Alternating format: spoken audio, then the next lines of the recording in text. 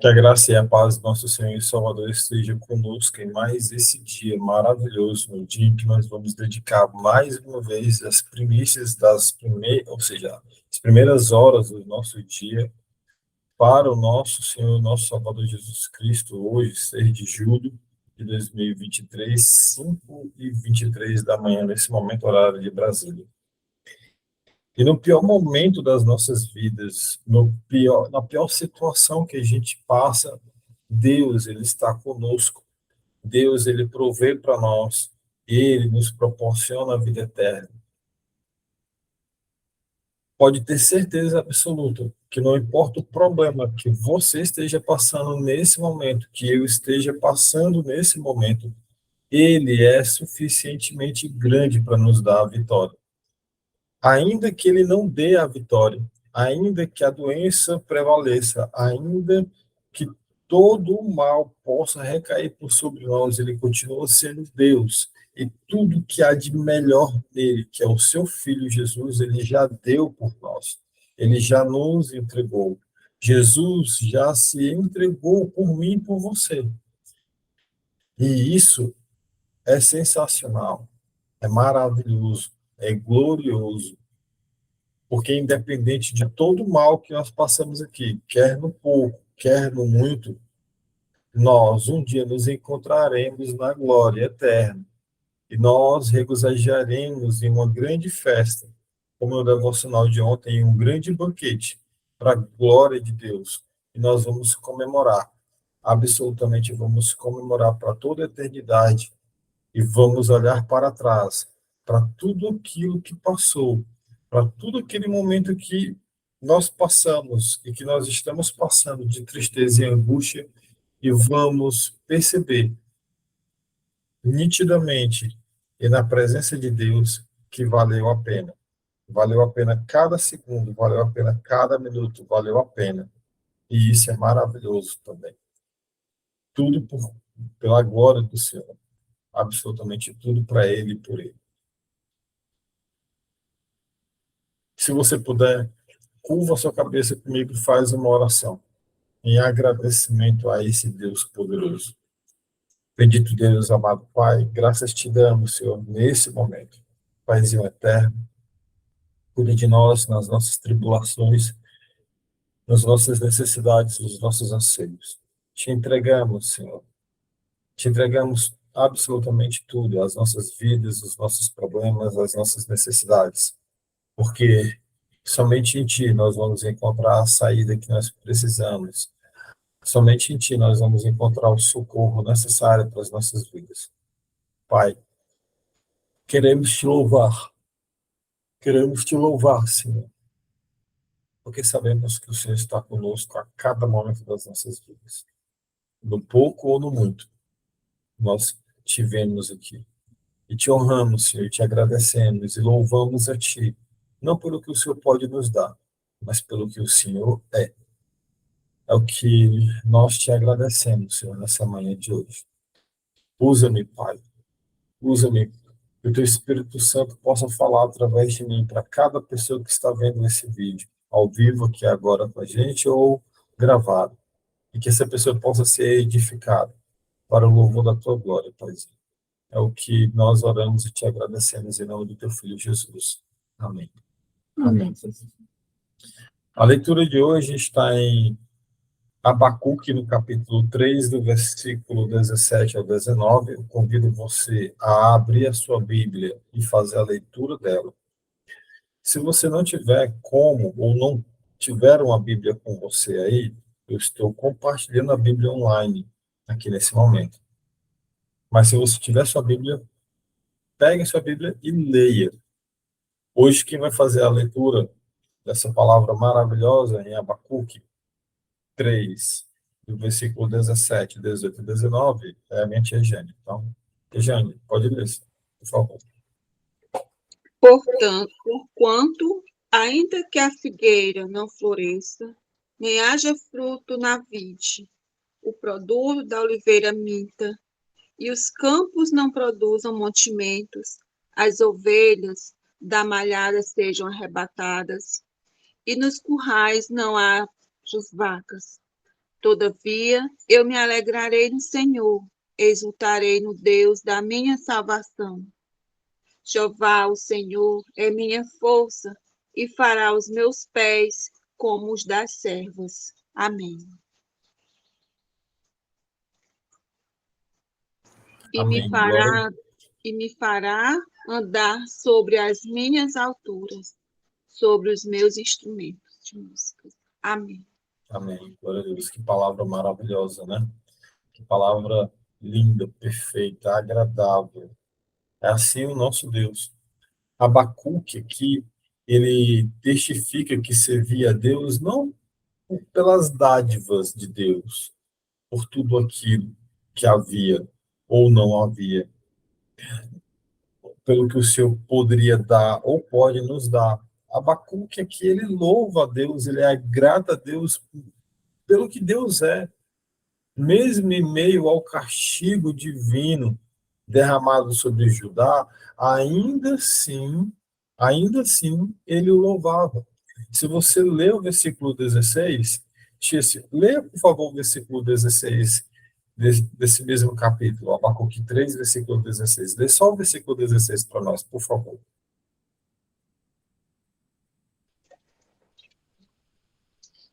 Ouvindo eu, o meu, o meu ventre se comoveu, a sua voz tremeram os meus lábios. Entrou a podridão nos meus ossos e estremeci dentro de mim. Descanse eu no dia da angústia, quando ele vier contra o povo que nos destruirá. Errei. Oh, Jesus. Amém, amém. Olha só o que Abacuque ele fala aí no meio de tanta angústia que estava passando o povo dele. Ainda assim, a esperança que ele deposita no Deus de Israel, no Deus, criador de absolutamente tudo. No meio de tanta agonia, de tanta angústia, de tanta necessidade, de tantos problemas, de tantas tribulações, de estar no deserto, no meio de tudo isso, ainda assim o profeta louvava Deus, ainda assim o profeta, ele, ele, ele declarava a grandeza, a magnitude, a majestade de Deus. A alegria é uma resposta natural à palavra de Deus, à salvação de Deus.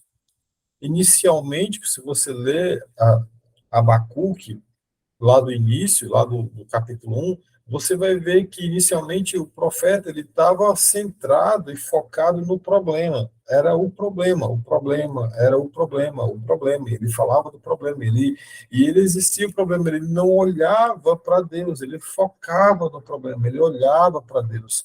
Ele olhava, é igual o paralítico do tanque de Betesda, que é a, a esperança dele era no borbulhar do tanque, para ele mergulhar no tanque. A esperança de Deus não estava no Messias, que estava ali na frente dele. Jesus chega para ele e diz assim: olha para mim, a tua esperança não está nas coisas, não está nesse tanque, não está nisso. Olha para mim, apenas olha para mim, apenas olha para mim.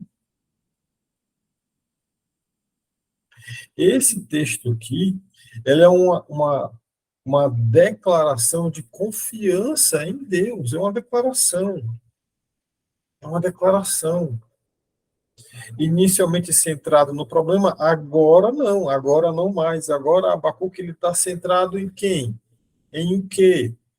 Ele está centrado no quem? Ele está centrado em Deus, ele está centrado na solução, não é mais no problema, é na solução. Quem vai prover é Deus. Esse texto é essa bela declaração de confiança. O que o Abacuque ele fala aqui é o que Paulo ele menciona lá em Filipenses. Aqui, ó. Filipenses, capítulo 4, versículo 12 e 13. Você não precisa abrir, mas eu vou ler para você. O que diz aqui em Filipenses, Paulo escrevendo essa carta diz: sei o que é passar necessidade e sei o que é ter fartura. Aprendi o segredo de viver contente em toda e em qualquer situação, seja bem alimentado ou seja com fome, tendo muito ou passando necessidade. E ele ainda complementa: tudo posso naquele que me fortalece. É uma passagem que todos nós conhecemos, que está em Filipenses. É claro, né? Nenhum de nós gostaria de passar por dificuldade. Que você ia escolher passar por dificuldade? Imagina só a dificuldade que você está passando agora. A dificuldade que um dia você teve de repente não ter nem o que comer, você abrir a porta da sua despensa e não ter meio quilo de arroz, meio pacote de macarrão para você cozinhar e dar para o seu filho comer. Ninguém iria escolher passar por dificuldade. Ninguém jamais iria escolher passar por dificuldade, é do nosso ser. Nós não escolheríamos passar por dificuldade em carne, na condição de homem. Cristo também fala para Deus: Senhor, a hora se aproxima. Se puder, afaste de mim esse cálice, mas que seja feita a tua vontade. Jesus também não queria passar por aquilo que ele chama de cálice, que ele chama de estar cheio, de momento de maior angústia que ele iria passar, que era a separação dele com Deus. Ele iria se separar de Deus no momento da cruz, que ele, que ele estivesse com os meus pecados, com os nossos pecados, ele iria se separar. Ele não queria passar por esse momento de maior angústia na sua vida aqui na terra. Ainda assim, ele disse que seja feita a tua vontade, porque ele é um filho obediente.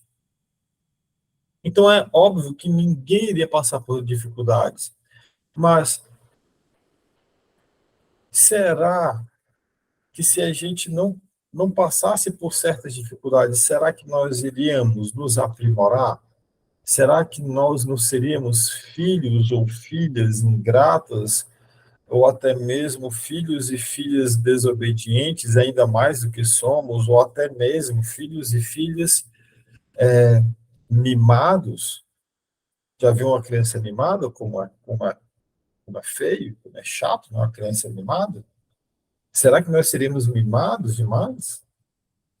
Será que nós amaríamos a Deus pelo que Ele é, ou só pelo que Ele faz? Só pelo que Ele pode nos dar? Será que dependeríamos de Deus? Ou será que nós iríamos nos encher de soberba achando que somos autossuficientes? E continuar sendo arrogantes, achando que, de repente, Deus, a gente não precisa de Deus? Será que essas dificuldades elas não nos aprimoram, não nos trazem para mais próximo do nosso Deus? A verdade é que as coisas difíceis, no final, têm muito a nos ensinar. Todos os problemas que a gente passa, a gente tem muita lição a tirar. Lições boas e lições ruins. Mas quem foi que nunca passou por um problema e no final disse: eu aprendi, não, na próxima vez eu não vou passar mais por esse problema porque eu já sei. Não tem aquele velho ditado: gato escaldado tem medo de quê? De água morna? Não, de água fria. A água fria, mas o cara já passou por um caldeirão de água quente, já esquentou os seus couros, né? Não quer mais chegar nem perto de água. Não quer mais. Existe, porém, um nível de confiança que não depende de nenhum outro fator estar indo bem ou não. Não depende. Esse nível de confiança que é aprimorado, ele, ele é aprimorado independente se está tudo indo bem ou não. E a gente fica nesse nível de confiança. Esse nível de confiança é um nível conquistado com um relacionamento real e contínuo com Deus, em que nós chegamos à conclusão que nada é mais precioso do que a presença de Deus em nós. Esse nível de confiança nós só conseguimos ter, na grande maioria esmagadora das vezes, passando pelo vale, passando pelas tribulações, passando pelo deserto. encontrar a dependência dele, onde da rocha brota água, aonde do céu desce o maná,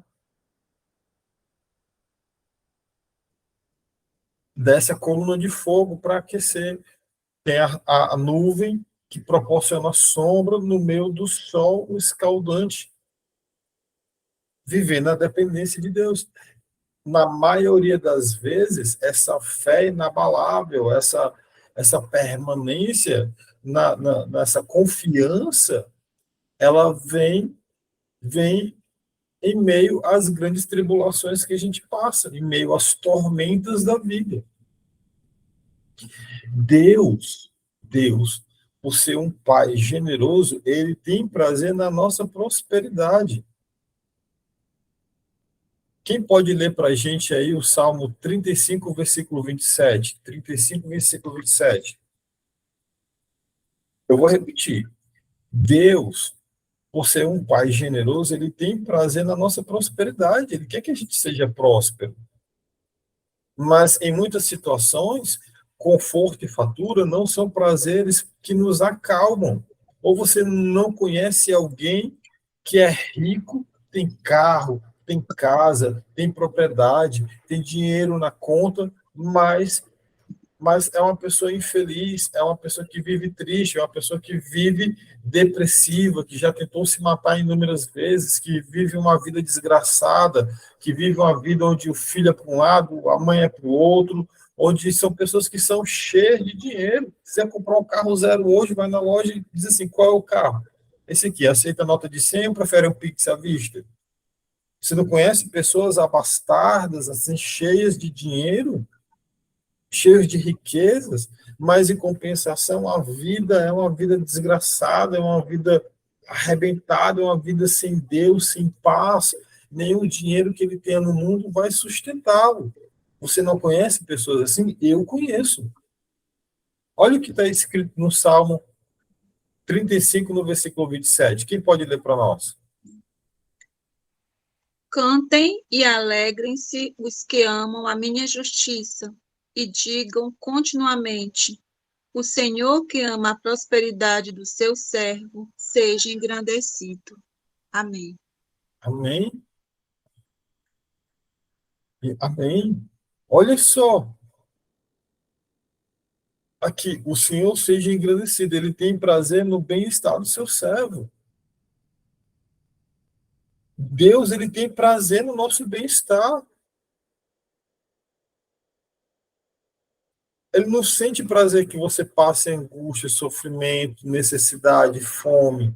Mas se você tiver que passar por essa prova, para você ser aprovado, irmão, passe por essa prova, feliz da vida, na angústia, no muito, assim como Paulo falou, no pouco, assim como Abacuque, nós lemos em Abacuque, ainda que a figueira não floresça, não haja fruto na vide, todavia me alegrarei, tem louvor com essa palavra maravilhosa. Se você tiver que passar por fome, por causa para estar na presença de Deus, irmão, amém, esse regozijo. Paulo preso, açoitado, arrebentado, as costas tudo arrebentado de açoites.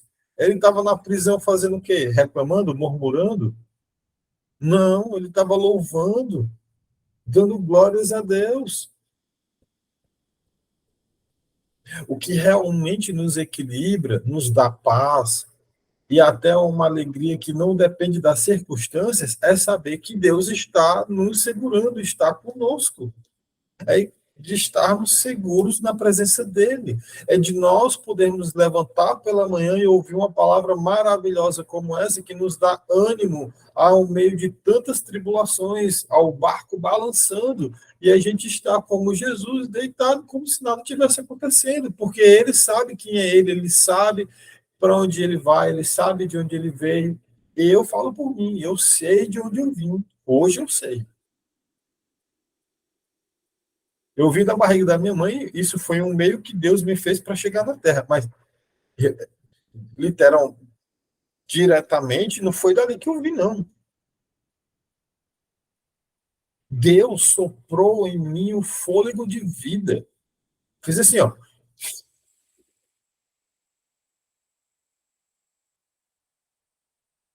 E quando eu morrer, quando eu expirar, a última expiração que eu fizer, assim, ó, esse fôlego que ele soprou, na hora que eu fizer, esse fôlego volta para Deus, quem o deu. E eu vou estar novamente com Cristo Jesus, me regozijando. É para onde eu vou. Irmão, se você não tem essa certeza, olha, Jesus na sua causa. E eu não vou levar nada, eu não vou levar essa camisa, eu não vou levar nenhum livro dessa estante aqui, eu não vou levar essa estante, eu não vou levar nada. Esse óculos aqui, esse microfone aqui, o mouse, o computador, essa Bíblia maravilhosa que eu ganhei de presente, não vou levar nada. Pode botar no caixão. Lá, como algumas pessoas colocam, vai no velório e coloca lá um monte de coisa dentro do caixão. Pode colocar, irmão. Não vai levar nada para lá. Nem a vela que alguns acendem. Né? Botar aqui a vela para iluminar o caminho. O sangue de Cristo tem poder. O sangue de Cristo tem poder. Deus é um Pai generoso. Ele se regozija em nos dar algo. Mas se Ele der, Ele é Deus. E se Ele não der, Ele continua sendo Deus. E amém do mesmo jeito. Amém do mesmo jeito. Nós não o adoramos pelo que Ele nos dá. Aquele que está firmado em Deus e na sua palavra, na palavra de Deus, sempre terá uma saída. Para tudo na vida tem uma saída, até para a morte. Certa vez eu fui numa loja de material de construção e estavam lá duas pessoas conversando, outro assunto lá, e aí eu pedi lá uma fita métrica, eu acho que eu fui comprar uma fita métrica, uma fita métrica, não, uma fita adesiva para colocar numa escada, para uma fita amarela para colocar na escada para sinalizar o degrau, né, para o pessoal não cair. E aí tinha lá duas pessoas conversando, a mulher disse assim, só não tem jeito para a morte. Aí é lógico que eu não me cultive. É claro, eu disse assim, não, até para a morte tem jeito. Você não acredita naquele crucifixo que está ali, não pregado ali? Aquele que está ali pregado ali é Jesus Cristo. Ó, aquilo dali representa Jesus Cristo, não é não? Você acha que aquilo dali é? Aí disse, então, Jesus Cristo está naquela cruz? Tá, não. Ele ressuscitou e ele venceu a morte com a vida dele na cruz, por nós. Quando ele voltar, ele vai ressuscitar todos, e aqueles que estão vivos vão ser todos julgados. Até para a morte, Deus deu jeito. Até para a morte, há jeito sim. Falei para ela, ela ficou calada, não disse mais nada. Até para a morte tem jeito, irmão. Até para a morte tem jeito. Quantas vezes já não fomos surpreendidos com uma solução completamente sobrenatural, inusitada?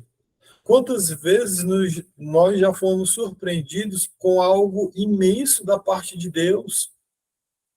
O seu amor, até nos mínimos detalhes, quando nós achamos que estava tudo perdido, tudo acabado. Quantas vezes isso já aconteceu com você? Comigo é quase que diário isso acontece. Deus é fiel à própria palavra dele. Alegre-se você. Nós devemos nos alegrar mesmo em meio a tantas angústias. Andar alegre, com semblante alegre. Não é semblante de derrotado, não. Irmãos, nós vencemos. Cristo venceu na cruz. Nós somos mais que vencedores. A agonia que você está passando agora é passageiro. Você já tem um tesouro mais do que valioso, é um tesouro que não tem como você calcular o valor dele. Esse tesouro se chama Jesus, o Rei da Glória. Isso é lindo. É lindo. E isso é sensacional, é maravilhoso, é imensurável. Se você ainda hoje não entendeu isso, eu quero que você faça, por favor, uma oração. Se não está tendo fruto na sua vida, irmão, Regozijes, clame a Deus, clame a Deus. Ele é, ele é maravilhoso, ele vai te dar muito mais do que o que você pensa, do que o que você imagina.